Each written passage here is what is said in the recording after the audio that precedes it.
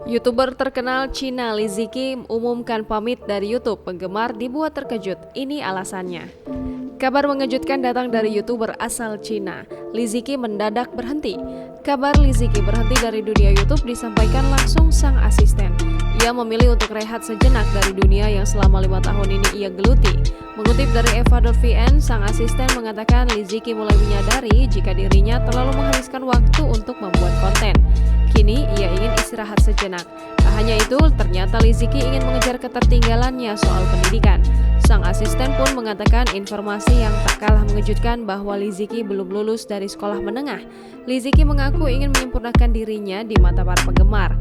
Ia ingin lebih percaya diri dengan kemampuan yang ia miliki selama ini.